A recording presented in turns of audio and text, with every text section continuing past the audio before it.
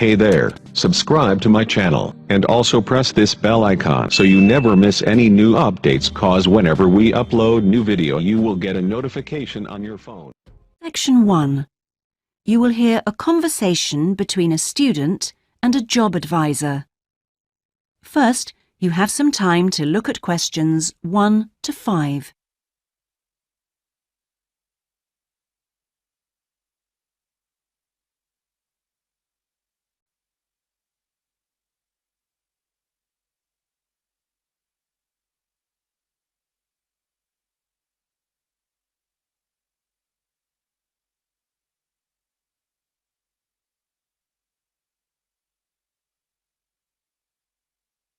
You will see that there is an example that has been done for you. On this occasion only, the conversation relating to this will be played first. Good morning. Oh, good morning. Is this, room number 26? Yes, that's right. So, is this the Student Job Centre? It certainly is. How can I help you? Well, actually, I'm looking for a job, a part-time job. Do you have anything available at the moment? The student is looking for a part-time job, so part-time has been written in the space. Now we shall begin. You should answer the questions as you listen, because you will not hear the recording a second time. Listen carefully and answer questions 1 to 5. Good morning. Oh, good morning. Is this, room number 26? Yes, that's right. So, is this the Student Job Centre? It certainly is. How can I help you? Well, actually, I'm looking for a job, a part-time job, moment. Yes. Are you a registered student? I'm afraid this service is only available to full-time students. Yes, I am. I'm doing a degree in business studies. Here's my student card. Which year are you in? Well, I've been at uni for 4 years, but I'm in the 3rd year because I took last year off. Right. Well, let's just have a look at what positions are available at the moment. There's a job working at the reception desk at the sports centre for 3 evenings a week. That's Wednesdays, Thursdays and Fridays. Oh, that sounds like fun, but unfortunately I have evening lectures, so that's not possible, I'm afraid. Is there anything during the day? OK, that's no good then. What about cleaning? There's a position for a cleaner at the childcare centre. Right. But you'd need to be there at 6 a.m. Does that appeal? 6 o'clock in the morning? Ooh, that's far too early for me, I'm afraid. I'd never make it that early in the morning.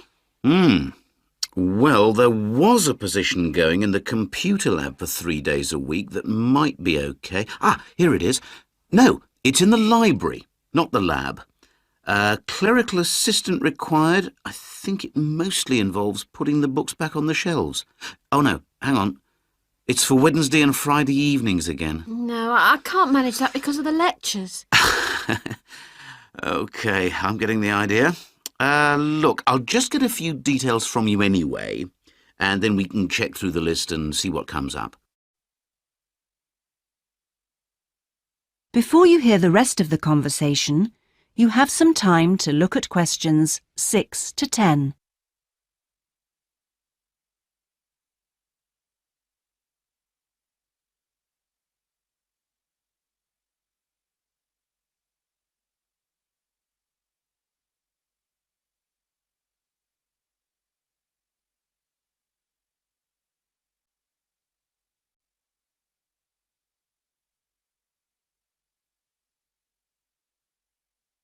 Now listen and answer questions 6 to 10. We'll fill in the personal details on this application form first, if that's OK. Yeah, that's fine. Now, what's your name again? Anita Newman. That's Newman. And your address, Anita? I'm in one of the halls of residence for postgraduate students. You know, International House. OK, that's easy. What's your room? Room B569. No, sorry, be 659. I always get that wrong. I haven't been living there very long. Do you have any other skills? Typing, languages, that sort of thing? Well, I speak some Japanese. Right, I'll make a note of that. Now, let's see what else is available. What do you think of administrative work? There's a position for an office assistant at the English Language Centre. That sounds interesting. It's for 3 days a week, Monday, Friday and Saturday mornings. Interested? I was hoping to have Saturdays free, but I need the work, so... Can you tell me what the job involves? Yep, sure. It says here that you'll be required to deal with student inquiries and answer the phone. I'm sure I can handle all that without a problem. Great. Well, would you like me to arrange an interview for you? Say Friday morning around 10? Could we make it a bit later? Unfortunately, I've got something to do at 10. Would that be okay? Not a problem. How about 11:30? Hope it works out for you, Anita. Me too. And thanks for all your help. That is the end of section 1. You now have half a minute to check your answers.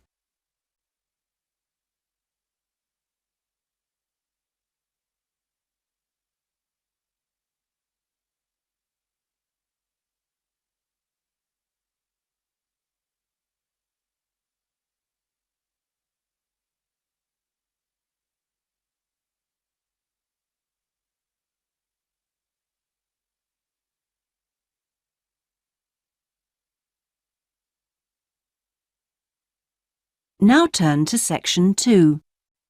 Section 2. You will hear a talk given by a group offering a walking holiday to raise money for charity. First, you have some time to look at questions 11 to 16.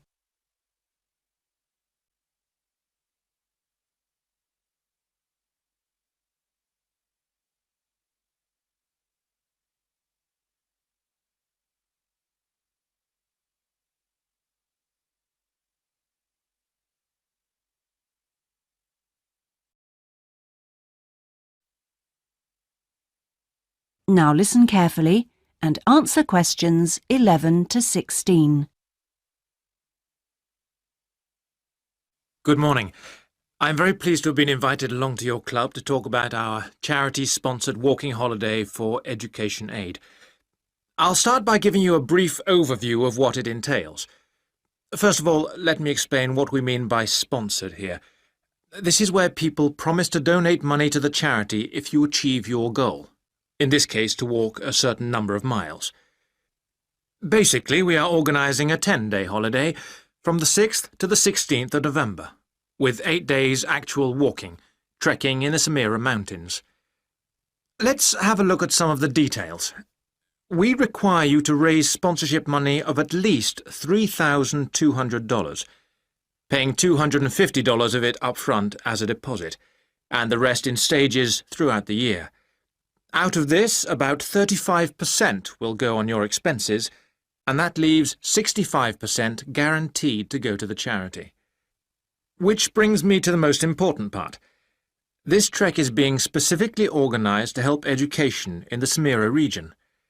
Last year, we helped train teachers for the disabled, and this year we're focusing on the pupils.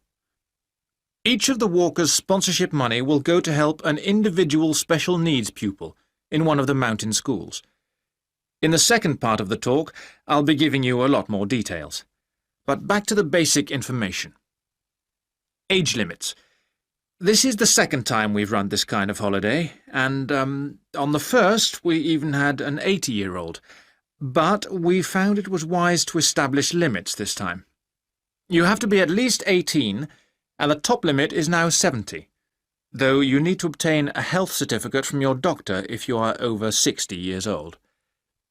Now, the Samira Mountains are among the highest in the world, but you mustn't be too daunted. We will mainly be trekking in the foothills only, although there will be spectacular views even in the foothills. However, you will be extremely fit if you aren't now and you're interested in coming with us. You have plenty of time to get into shape. You'll be sleeping in tents, so you must have quite a bit of equipment with you, but you will be helped by local assistance. Your bedding and so forth will be carried by them. We ask that you only walk with a small rucksack with needs for the day. I don't think I've really said enough about the marvellous area you'll be walking in. Let's have a look at some of the sights you'll be seeing. Apart from these spectacular snow-covered peaks and valleys, there are marvellous historic villages. The area's been famous for centuries for making beautiful carpets, although recently there has been a trend to move into weaving blankets and wood carving. The people are extremely friendly and welcoming. We deliberately keep the party small in size to minimise disruption to people and landscape. Before you hear the rest of the talk, you have some time to look at questions 17 to 20.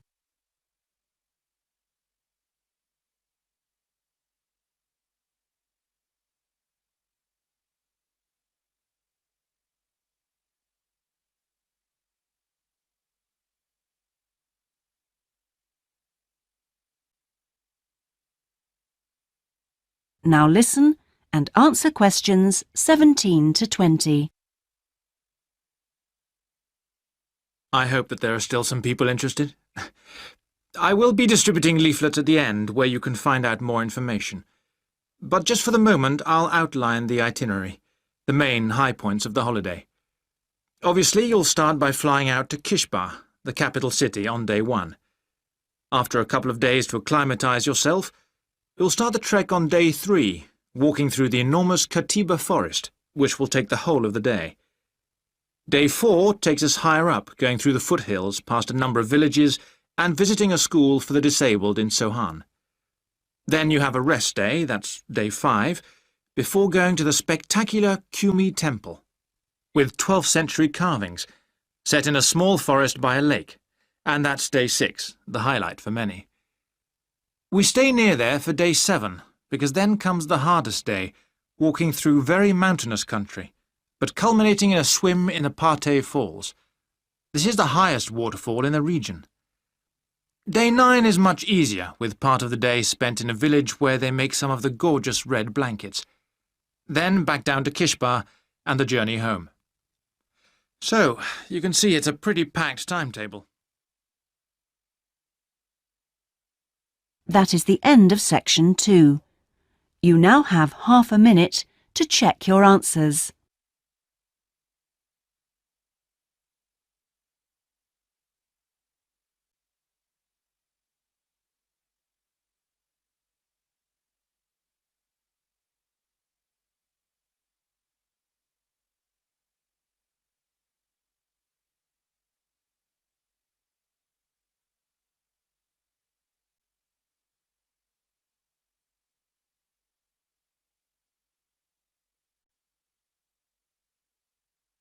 Now turn to section 3. Section 3. You will hear part of a seminar on ocean research given by a climate scientist. First, given by a climate scientist. First, you have some time to look at questions 21 to 25.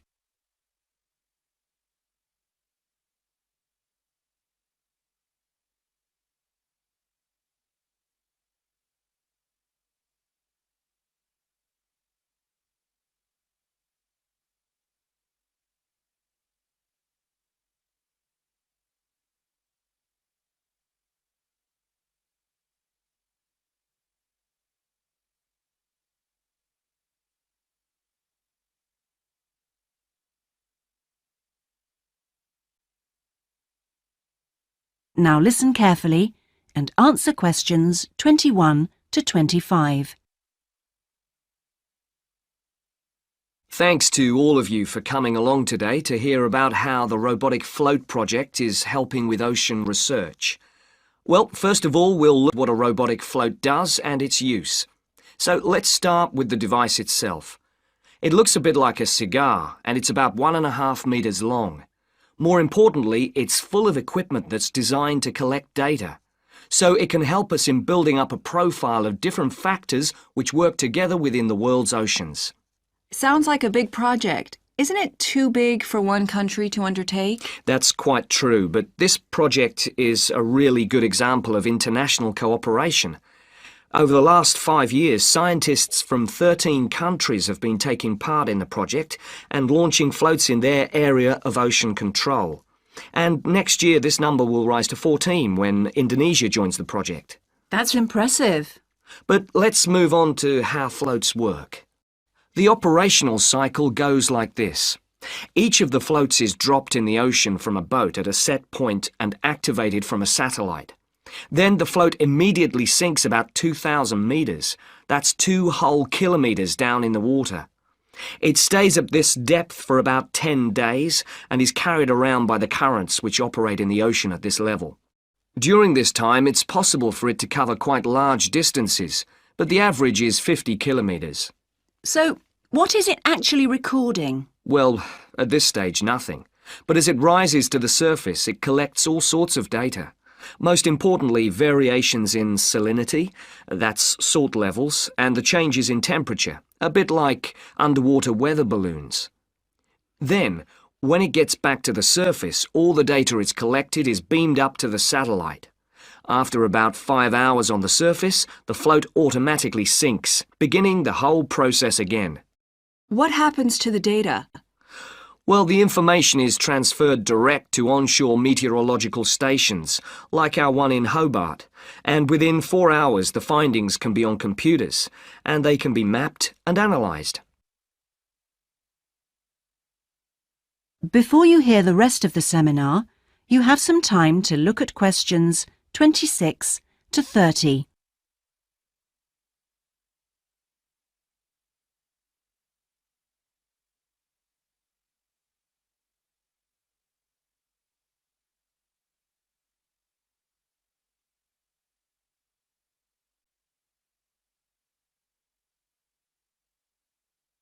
Now listen and answer questions 26 to 30.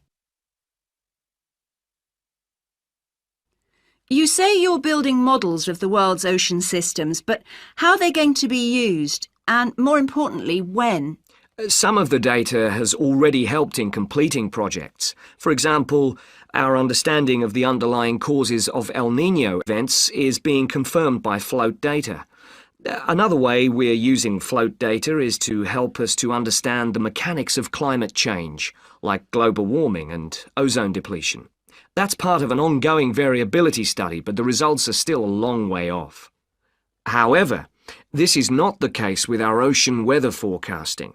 Because we know from the floats what the prevailing weather conditions will be in certain parts of the ocean, we can advise the Navy on search and rescue missions. That's happening right now, and many yachtsmen owe their lives to the success of this project.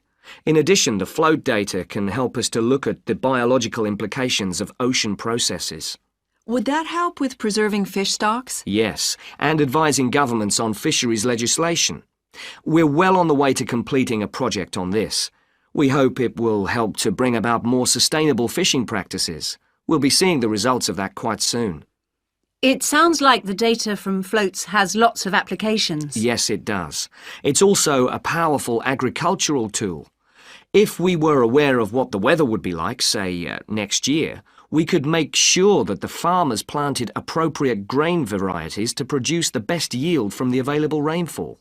That sounds a bit like science fiction, especially when now we can't even tell them when a drought will break.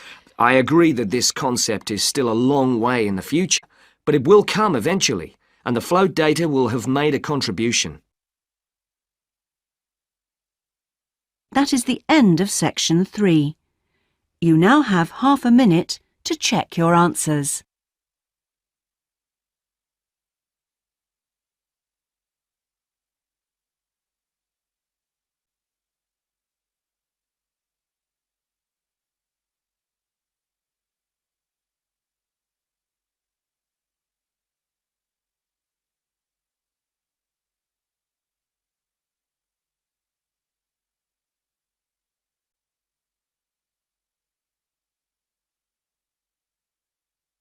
Now turn to section 4.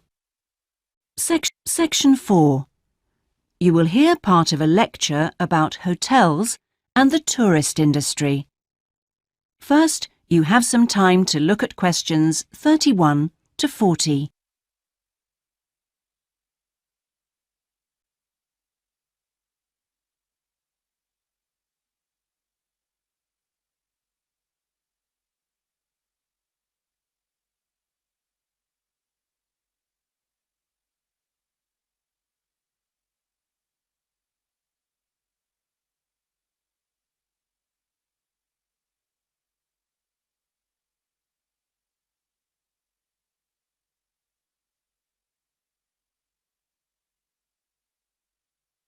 Now listen carefully and answer questions 31 to 40.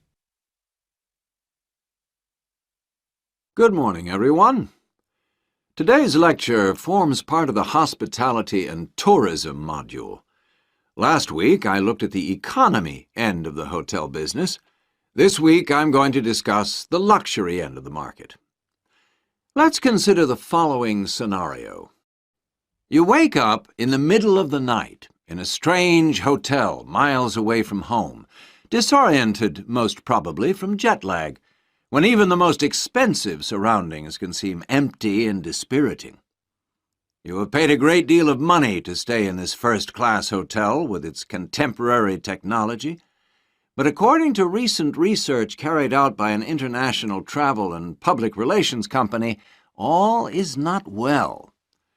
The research suggests that even the most opulent, luxurious hotels seem to have underestimated the most basic needs of their customers, be they traveling for work or pleasure. The need to feel at home in surroundings which are both familiar and inviting. Do these findings, however, apply only to hotels situated in particular areas? Is it possible that the external environment can affect a guest's well-being?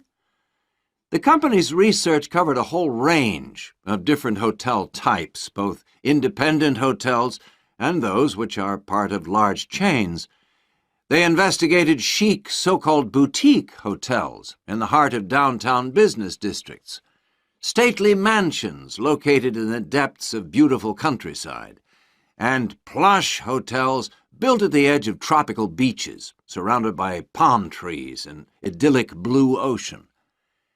And the research concluded that what was outside the hotel building simply didn't matter. This is a fascinating revelation, and those of you hoping to move into careers in the travel and leisure industry would be well advised to look at the findings in more detail. But back to the main point of this lecture, the need to feel at home. What can the hotel industry do about it? And is the very idea so subjective that it's impossible to do anything about it on a global basis?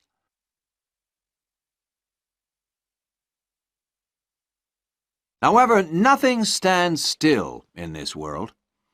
One company has come up with the slogan, "Take your home with you," and aims to provide clients with luxury service. Those in the business travel industry maintain that these service departments dispense with all the unwanted and expensive hotel services that business travelers don't want, while maximizing the facilities they do want. For example, not only sleeping and living accommodation, but also a sleek, modern kitchen that allows guests to cook and entertain, if they wish, at no additional cost. The attractions of such facilities are obvious, and it'll be interesting to see whether the company manages to establish a trend all over the world and make a lasting impact on the luxury accommodation market. Now, finally, I want to consider the psychology underpinning the traditional holiday hotel industry. As a hotelier, how do you go about attracting people to give up the security of their own home and entrust themselves to staying in a completely strange place and sleeping in an unfamiliar bed? Firstly, hotels exploit people's need to escape the predictability of their everyday lives. For a few days, people can pretend they are free of responsibilities and can indulge themselves. Secondly, there is something very powerful in our need to be pampered and looked after. It's almost as if we returned to being a baby when everything was done for us and we felt safe and secure. And not far removed from this is the pleasure in being spoilt and given little treats, like the minuscule bottles of shampoo and tiny bars of soap, the chocolate on your pillow at night. And we actually forget that we are paying for it all. Next week, I'm going to look at eco-hotels, a fairly new phenomenon, but increasingly popular, particularly That is the end of section 4. You now have half a minute to check your answers.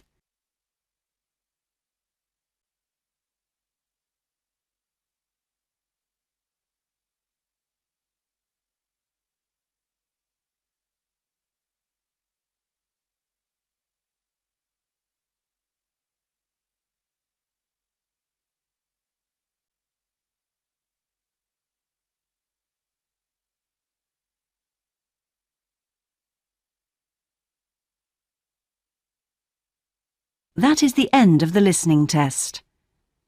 In the Ielts test, you would now have 10 minutes to transfer your answers to the listening answer sheet.